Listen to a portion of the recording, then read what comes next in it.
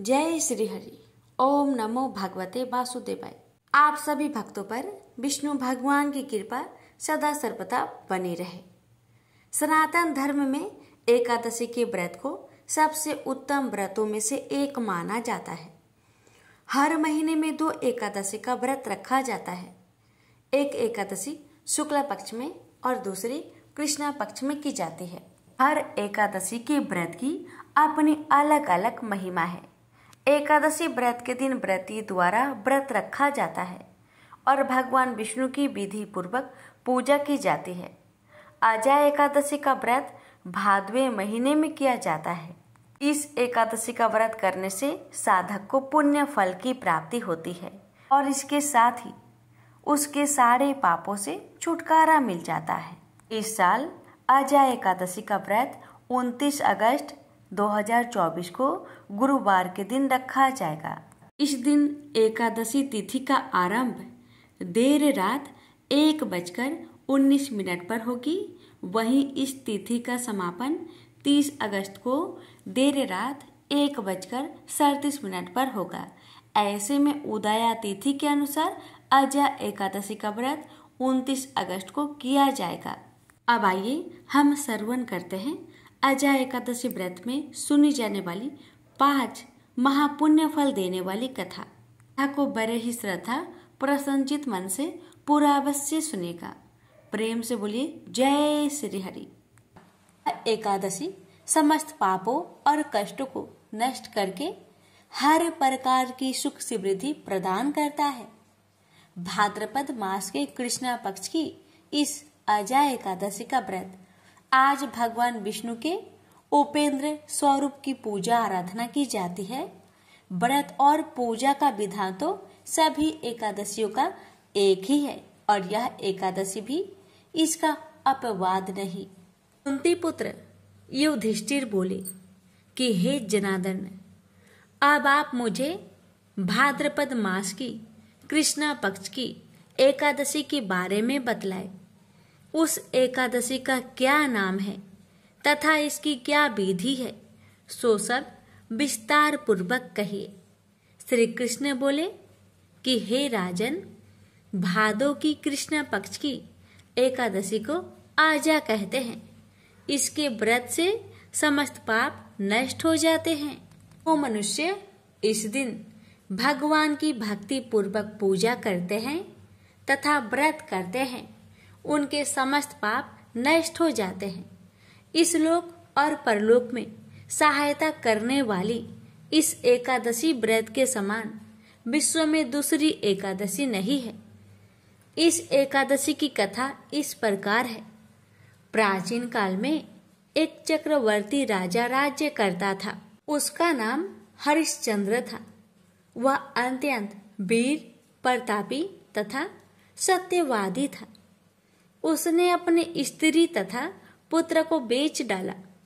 वह स्वयं एक चांडाल के यहाँ कफन लेने का काम किया, परंतु उसने इस आपत्ति के कामों में भी सत्य को ना छोड़ा। जब इस प्रकार रहते हुए उसको बहुत वर्ष हो गए तो उसे अपने इस नीच कर्म पर बड़ा दुख हुआ और वह इससे मुक्त होने का उपाय खोजने लगा। वह उस जगह सदैव इसी चिंता में लगा रहता था कि मैं क्या करूं। एक समय जबकि वह चिंता कर रहा था, गौतम ऋषि आए। राजा ने इन्हें देखकर प्रणाम किया और अपनी दुख की कथा सुनाने लगे। महर्षि राजा के दुख से पूर्ण वाक्य को सुनकर अत्यंत दुखी हुए और राजा से बोले कि हे राजन, भादो के कृष्ण पक्ष में एकादशी होती है। एकादशी का नाम अजा है। तुम उसी अजा नामक एकादशी का विधि पूर्वक व्रत करो तथा रात्रि को जागरण करो। इससे तुम्हारे समस्त पाप नष्ट हो जाएंगे। गौतम ऋषि राजा से इस प्रकार कहकर अंतर्ध्यान हो गए। अजा नाम की एकादशी आने पर राजा ने मुनि के कहे अनुसार विधि पूर्वक व्रत तथा रात्रि जागरण किया।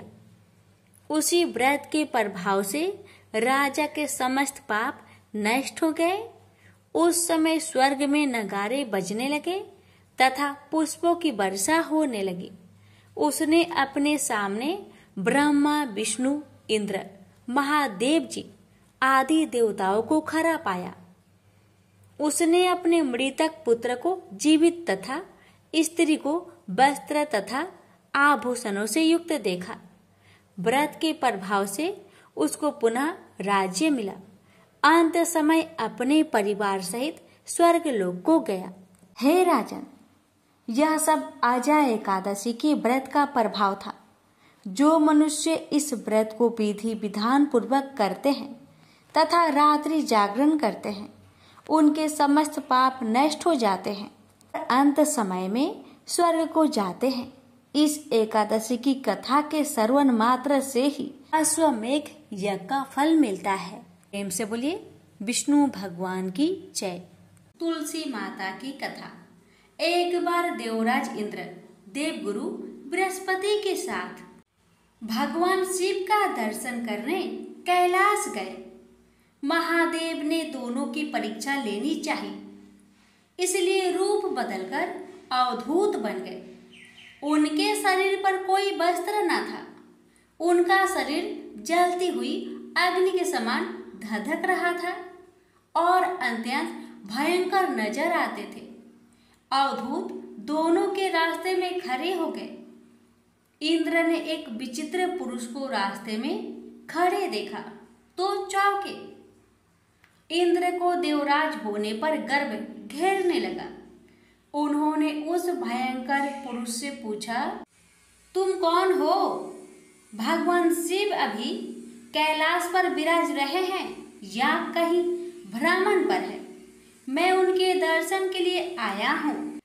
इंद्र ने कई प्रश्न किए, लेकिन वह पुरुष योगियों के समान मौन ही रहे। इंद्र को लगा कि एक साधारण प्राणी उनका अपमान कर रहा है। उनके मन में देवराज होने का अहंकार उपजा, जो क्रोध में बदल गया। इंद्र ने कहा, मेरे बराबर अनुरोध करने पर भी तू कुछ नहीं बोलकर मेरा अपमान कर रहा है। मैं तुझे अभी दंड देता हूँ। ऐसा कहकर इंद्र ने वज्र उठा लिया। भगवान शिव ने वज्र को उसी समय स्तंभित यानी जड़ कर दिया। इंद्र की बाह अकड़ गई। भगवान अवधूत क्रोध से लाल हो गए। बृहस्पति उनके चेहरे पर आई क्रोध की ज्वाला को देखकर समझ गए कि ऐसा प्रचंड स्वरूप महादेव के अतिरिक्त किसी का नहीं हो सकता। बृहस्पति शिव स्तुति गाने लगे। उन्होंने इंद्र को भी महादेव के चरणों में लेटा दिया और बोले, प्रभु, इंद्र आपके चरणों में पड़े हैं, आपके शरणागत है। आपके ललाट से प्रकट अग्नि इन्हें जलाने को बढ़ रही है। हम शरणागतों की रक्षा करें। बृहस्पति ने विनती की, प्रभु, भक्तों पर आपकी सदा कृपा बरसती है। आप भक्त वत्सल और सर्वसम्मत है। आप इस तेज को कहीं और स्थान दे दीजिए ताकि इंद्र के प्राणों की रक्षा हो। भगवान रुद्र ने कहा, बृहस्पति, मैं तुम पर बहुत प्रसन्न हूँ। इंद्र को जीवन दान देने के कारण तुम्हारा एक नाम जीव भी होगा। मेरे तीसरे नेत्र से प्रकट इस अग्नि का ताप देवता सहन नहीं कर सकते, इसलिए मैं इसको बहुत दूर छोड़ूंगा। महादेव ने उस तेज को हाथ में धारण कर समुद्र में फेंक दिया। वहां फेंके जाते ही भगवान शिव का वह तेज तत्काल एक बालक के रूप में परिवर्तित हो गया। सिंधु से उद्भव होने के कारण उसका नाम सिंधु पुत्र जलंधर प्रसिद्ध हुआ। जलंधर जिसका नाम शंखचूड़ भी हुआ, शिव के तेज से उत्पन्न हुआ था। इस कारण परम शक्तियों से संपन्न था। वह देवों से भी ज्यादा शक्तिवान था। वह उस तेज से पैदा हुआ था जो इंद्र को समाप्त करने वाला था। इसलिए असुरों ने उसे अपना राजा बनाया। अवधूत रूप में यह लीला करने के बाद महादेव अंतर्ध्यान हो गए। इंद्र के गर्व का भंजन भी हुआ, भगवान के दर्शन भी हो गए। तुलसी से जुड़ी एक कथा बहुत प्रचलित है।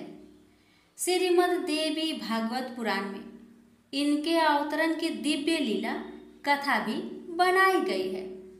एक बार शिव ने अपने तेज को समुद्र में फेंक दिया था। उससे एक महातेजस्वी बालक ने जन्म लिया। यह बालक आगे चलकर जालांधर के नाम से पराक्रमी दैत्य राजा बना। इसकी राजधानी का नाम जालांधर नगरी था। दैत्यराज काल नेमि की कन्या वृंदा का विवाह जालंधर से हुआ। जालंधर महाराक्षस था। अपनी सत्ता के मद में चूर उसने माता लक्ष्मी को पाने की कामना से युद्ध किया, परंतु समुद्र से ही उत्पन्न होने के कारण माता लक्ष्मी ने उसे अपने भाई के रूप में स्वीकार किया। वहां से पराजित होकर वह देवी पार्वती को पाने की लालसा से कैलाश पर्वत पर गया। भगवान देवाधिदेव शिव का ही रूप धरकर माता पार्वती के समीप गया, परंतु मां ने अपने योग बल से उसे तुरंत पहचान लिया तथा वहां से अंतर्ध्यान हो गई। देवी पार्वती ने क्रोध होकर सारा वृत्तांत भगवान विष्णु को सुनाया। जालांधर की पत्नी वृंदा अत्यंत पतिव्रता स्त्री थी। उसी के पतिव्रत धर्म की शक्ति से जालांधर ना तो मारा जाता था और ना ही पराजित होता था। इसलिए जालांधर का नाश करने के लिए वृंदा के पतिव्रत धर्म को भंग करना बहुत जरूरी था। इसी कारण भगवान विष्णु ऋषि का भेष धारण कर वन में जा पहुंचे, जहां वृंदा अकेली भ्रमण कर रही थी। भगवान के साथ दो मायावी राक्षस भी थे, जिन्हें देखकर वृंदा भयभीत हो गई। ऋषि ने वृंदा के सामने पल में दोनों को भस्म कर दिया। उनकी शक्ति देखकर वृंदा ने कैलाश पर्वत पर महादेव के साथ युद्ध कर रहे अपने पति जालंधर के बारे में पूछा। ऋषि ने अपनी माया जाल से दो बानर प्रकट किए। एक बानर के हाथ में जालंधर का सिर था तथा दूसरे के हाथ में धर। अपने पति की यह दशा देखकर वृंदा मूर्छित होकर गिर पड़ी। होश में आने पर उन्होंने ऋषि रूपी भगवान विष्णु से विनती की कि वह उसके पति को जीवित करे।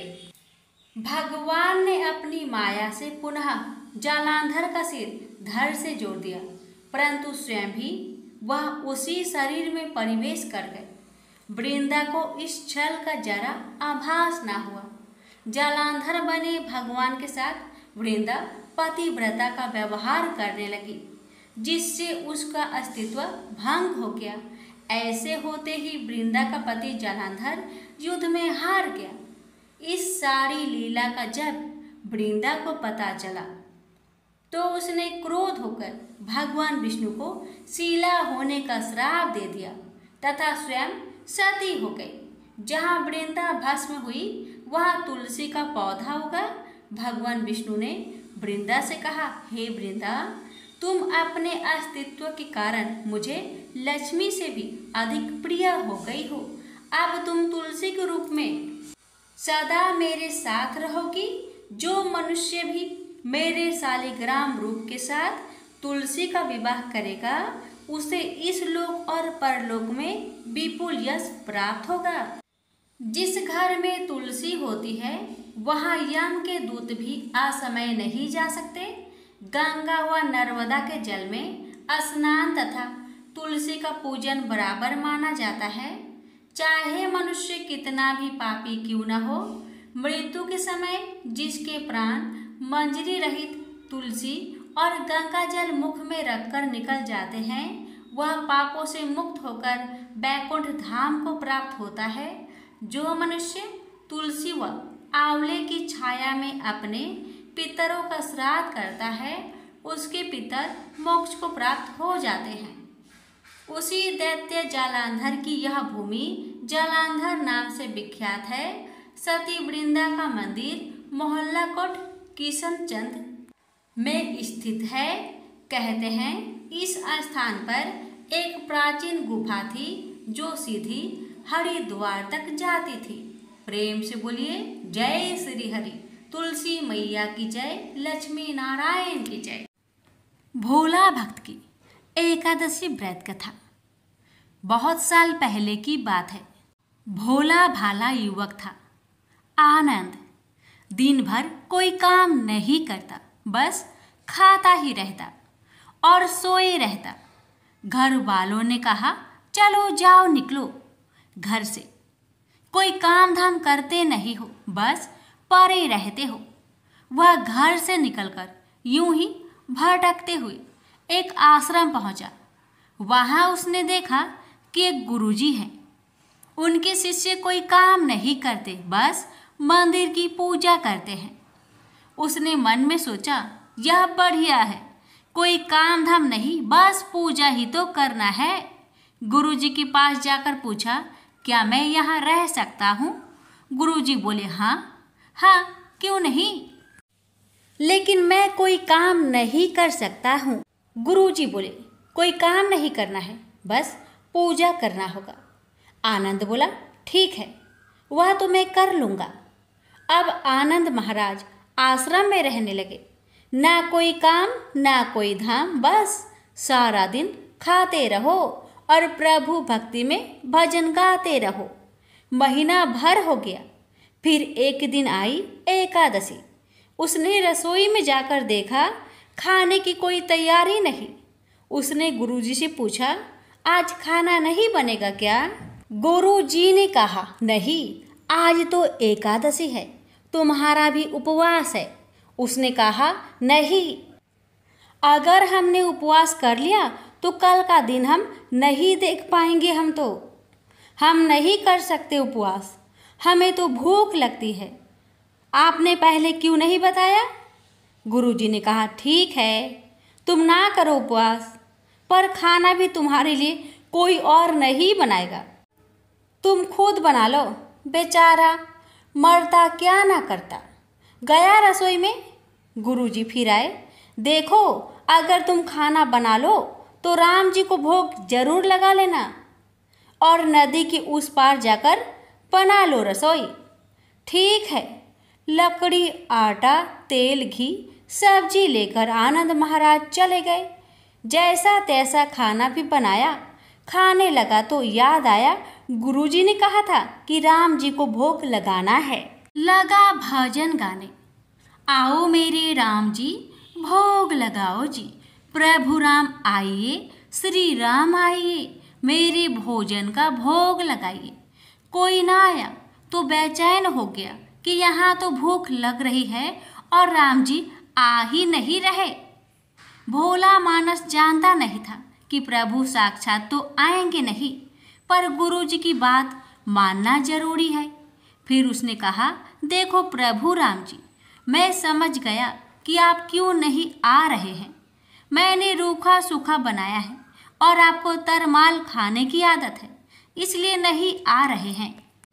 ऐसी बात है तो सुनो प्रभु जी, आज वहाँ भी कुछ नहीं बना है, सबको एकादशी है, खाना हो तो यह भोग ही खा लो। श्री राम अपने भक्त की सरलता पर बड़े मुस्कुराए और माता सीता के साथ प्रकट हो गए। भक्त असमंजस में। गुरुजी ने तो कहा था कि राम जी आएंगे, पर यहाँ तो माता सीता भी आई है और मैंने तो भोजन बस 2 लोगों का बनाया है। चलो कोई बात नहीं, आज इन्हें ही खिला देते हैं। बोला प्रभु मैं भूखा रह गया, लेकिन मुझे आप दोनों को देखकर बड़ा अच्छा लग रहा है। लेकिन अगली एकादशी पर ऐसा ना करना, पहले बता देना कि आप कितने जन आ रहे हो। और हाँ, थोड़ा जल्दी आ जाना। राम जी उसकी बात पर बड़े मुंदित हुए। प्रसाद ग्रहण कर चले गए। अगली एकादशी तक यह भोला मानस सब भूल गया। उसे लगा प्रभु ऐसे ही आते होंगे और प्रसाद ग्रहण करते होंगे। फिर एकादशी आई। गुरुजी से कहा, मैं चला अपना खाना बनाने, पर गुरुजी थोड़ा ज़्यादा अनाज लगेगा, वहाँ 2 लोग आते हैं। गुरुजी मुस्कुराए, भूख के मारे बावला है, ठीक है ले जा और अनाज ले जा। आपकी बार उसने 3 लोगों का खाना बनाया। फिर गुहार लगाई, प्रभु राम आइए, सीताराम आइए, मेरे भोजन का भोग लगाइए। प्रभु की महिमा भी निराली है। भक्त के साथ कौतुक करने में उनको बड़ा ही मजा आता है। इस बार वे अपने भाई लक्ष्मण, भरत, शत्रुघ्न और हनुमान जी को लेकर आ गए। भक्त को चक्कर आ गया।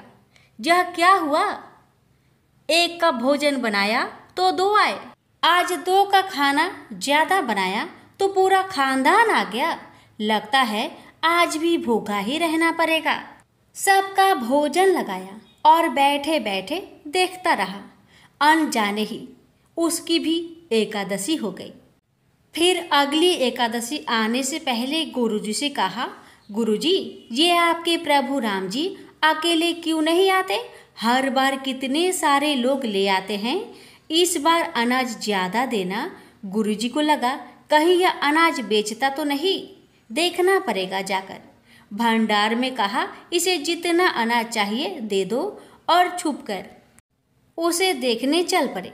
इस बार आनंद ने सोचा, खाना पहले नहीं बनाऊंगा, पता नहीं कितने लोग आ जाए, पहले बुला लेता हूँ फिर बनाता हूँ। फिर टेर लगाई, प्रभु राम आइए, श्री राम आइए, मेरे भोजन का भोग लगाइए। सारा राम दरबार मौजूद। इस बार तो हनुमान जी भी साथ आए, लेकिन ये क्या, प्रसाद तो तैयार ही नहीं है। भक्त ठहरा भोला भाला, बोला, प्रभु इस बार मैंने खाना नहीं बनाया। प्रभु ने पूछा, क्यों? बोला, मुझे मिलेगा तो है नहीं, फिर क्या फायदा बनाने का, आप ही बना लो और खुद ही खा लो। राम जी मुस्कुराए। सीता माता भी गदगद हो गई उसके मासूम जवाब से। लक्ष्मण जी बोले, क्या करे प्रभु? प्रभु बोले, भक्त की इच्छा है, पूरी तो करनी पड़ेगी, चलो लग जाओ काम से। लक्ष्मण जी ने लकड़ी उठाई, माता सीता आटा सानने लगी। भक्त एक तरफ बैठकर देखता रहा। माता सीता रसोई बना रही थी तो कई ऋषि मुनि, यक्ष, गंधर्व प्रसाद लेने आने लगे।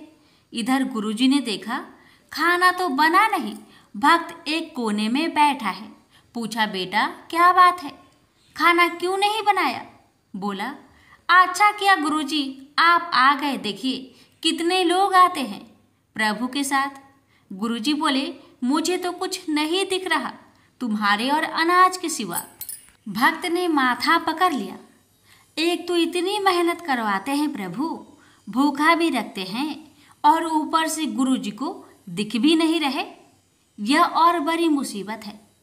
प्रभु से कहा, आप गुरुजी को क्यों नहीं दिख रहे हैं? प्रभु बोले, मैं उन्हें नहीं दिख सकता। भक्त बोला, क्यों?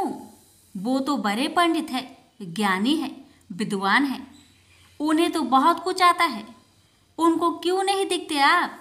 प्रभु बोले, माना कि उनको सब आता है, पर वे सरल नहीं है तुम्हारी तरह, इसलिए उनको नहीं दिख सकता। आनंद ने गुरुजी से कहा, गुरुजी प्रभु कह रहे हैं आप सरल नहीं है, इसलिए आपको नहीं दिखेंगे। गुरुजी रोने लगे।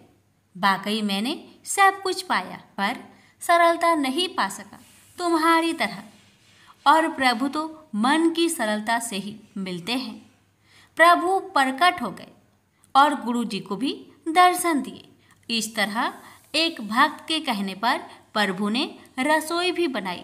प्रेम से बोलिए सीताराम की जय, लक्ष्मी नारायण की जय। कुबेर का कर्ज। एक बार भृगु ऋषि ने जानना चाहा, कि ब्रह्मा, विष्णु और महेश में कौन सबसे श्रेष्ठ है। वह बारी बारी से सबके पास गए।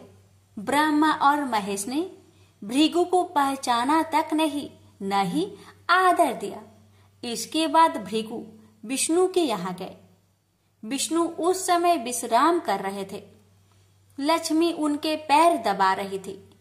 भृगु ने पहुंचते ही कुछ न कहा, न सुना और विष्णु की छाती पर पैर से प्रहार कर दिया।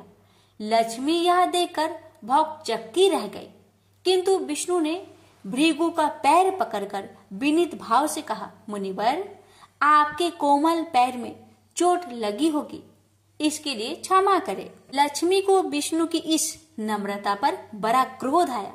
वे भगवान विष्णु से नाराज होकर भूलोक में आ गई तथा कोल्हापुर में रहने लगी। लक्ष्मी की चले जाने से विष्णु को लगा कि उनका श्री और वैभव ही नष्ट हो गया। उनका मन बड़ा अशांत रहने लगा। लक्ष्मी को ढूंढने के लिए वे श्रीनिवास के नाम से भूलोक में आए। घूमते घूमते वे बेक्टाचल में पर्वत क्षेत्र में बकुला माई के आश्रम में पहुंचे। बकुला माई ने उनकी बड़ी आव भगत की और उन्हें आश्रम में ही रहने को कहा। एक दिन जंगल में एक मतवाला हाथी आया। आश्रमवासी डरकर इधर उधर भागने लगे। श्रीनिवास ने यह देखा तो धनुष बाण लेकर हाथी का पीछा किया। हाथी डरकर भागा और घने जंगल में अदृश्य हो गया। श्रीनिवास उसका पीछा करते करते थक गए थे। वे एक सरोवर के किनारे वृक्ष की छाया में लेट गए। उन्हें हल्की सी झपकी आ गई। थोड़ी देर शोर सुनकर वे जागे। देखा 4-6 लड़कियां उन्हें घेर खड़ी है। श्रीनिवास को जागा हुआ देखकर वे टपक कर बोली, यह हमारी राजकुमारी पद्मावती का सुरक्षित उपवन है। यहाँ पुरुषों का आना मना है। तुम यहाँ कैसे और क्यों आए? श्रीनिवास कुछ जवाब दे इससे पहले ही उनकी दृष्टि वृक्ष की ओट से झांकती राजकुमारी की ओर गई। श्रीनिवास पद्मावती को एकटक देखते रह गए। थोड़ा संयत होकर कहा, देवियों, मुझे पता नहीं था। मैं एक शिकार का पीछा करता हुआ यहाँ आया था। थक जाने पर मुझे नींद आ गई थी, क्षमा करें। श्रीनिवास आश्रम में लौट तो आए, किंतु बड़े उदास रहने लगे। एक दिन बकुला माई ने बड़े प्यार से उनकी उदासी का कारण पूछा। श्रीनिवास ने पद्मावती से भेंट होने की सारी कहानी कह सुनाई। फिर कहा, उसके बिना मैं नहीं रह सकता। बकुला माई बोली, ऐसा सपना मत देखो। कहा वह प्रतापी चोल नरेश आकाशराज की बेटी, और कहा तुम आश्रम में पलने बाड़े एक कुल गोत्रहीन युवक। श्रीनिवास बोले, माँ, एक उपाय है, तुम मेरा साथ दो तो सब संभव है। बकुला माई ने श्रीनिवास का सच्चा प्यार देखकर हाँ कर दी। श्रीनिवास ज्योतिष जानने वाली औरत का भेष बनाकर राजा आकाश की राजधानी नारायणपुर पहुंचे। उसकी चर्चा सुन पद्मावती ने भी उस औरत को महल में बुलाकर अपना हाथ दिखाया। राजकुमारी की हस्तरेखा देखकर वह बोली, राजकुमारी, कुछ दिन पहले तुम्हारी भेंट तुम्हारे सुरक्षित उद्यान में किसी युवक से हुई थी। तुम दोनों की दृष्टि मिली थी। उस युवक से तुम्हारी शादी का योग बनता है। पद्मावती की माँ धारणा देवी ने पूछा, यह कैसे हो सकता है? ज्योतिषी औरत बोली, ऐसा ही योग है। ग्रह कहते हैं कोई औरत अपने बेटे के लिए आपकी बेटी मांगने स्वयं आएगी। 2 दिन बाद सचमुच ही बकुला माई एक तपस्विनी का भेष में राजमहल में आई। उसने अपने युवा बेटे के साथ पद्मावती का विवाह की चर्चा की। राजा आकाश ने बकुला माई को पहचान लिया।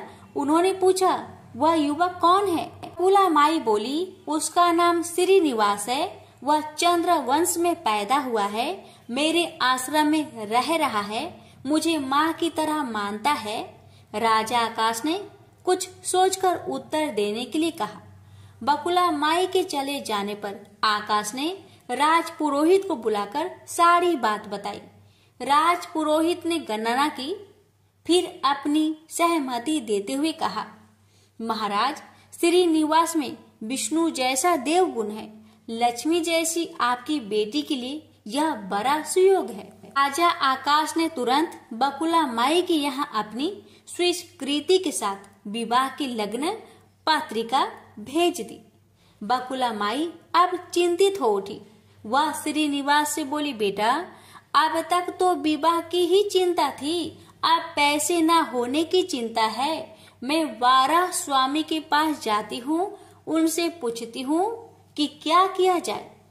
बकुला माई श्रीनिवास को लेकर वराह स्वामी के पास गई और श्रीनिवास के विवाह के लिए धन की समस्या बताई।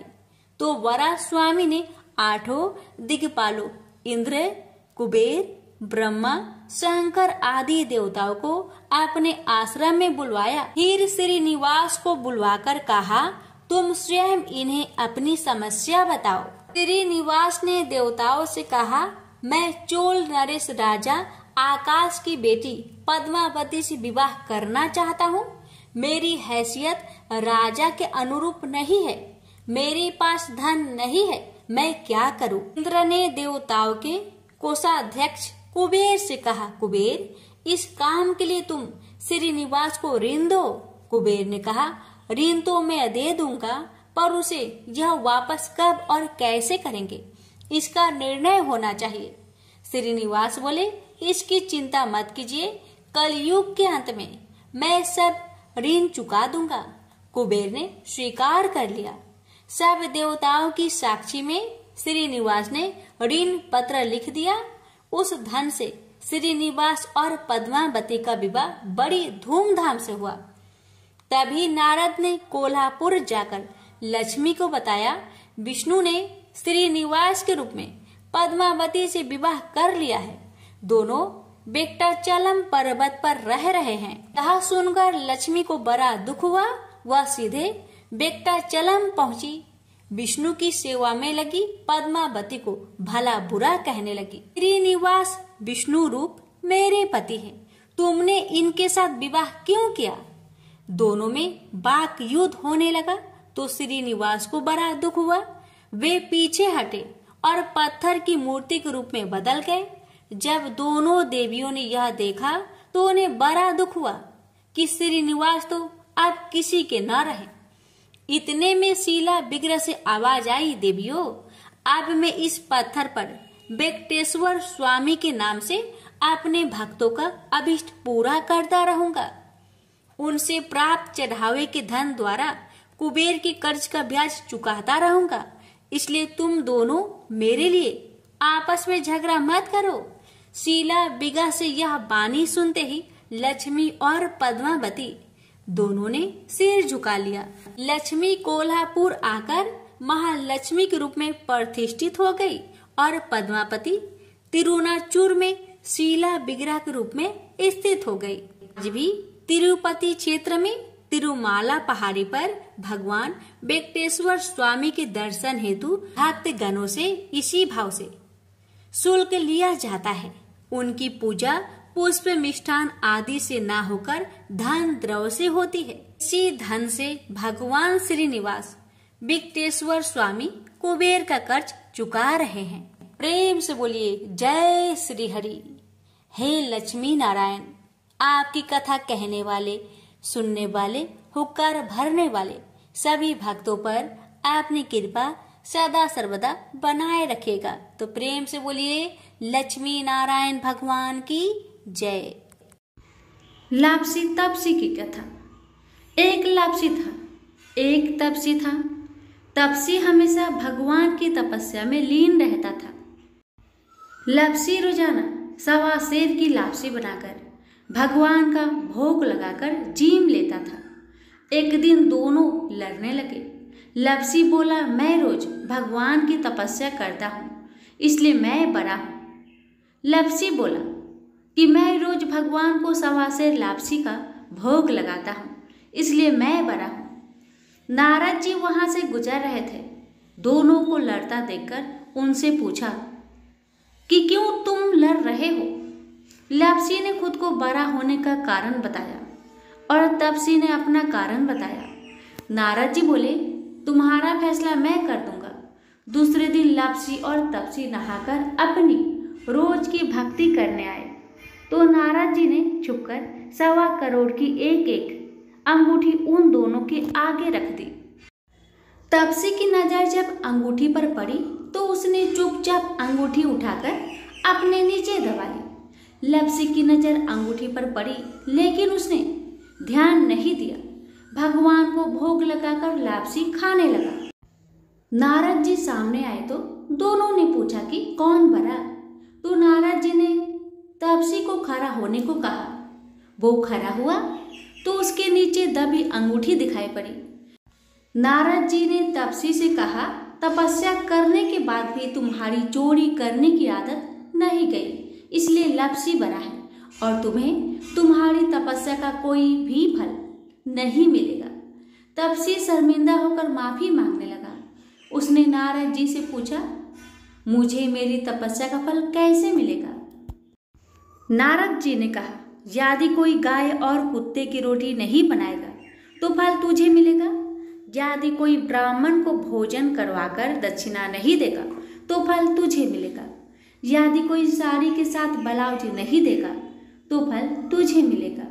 यदि कोई दिए से दिया जलाएगा तो फल तुझे मिलेगा। यदि कोई सारी कहानी सुने लेकिन तुम्हारी कहानी नहीं सुने तो फल तुझे मिलेगा।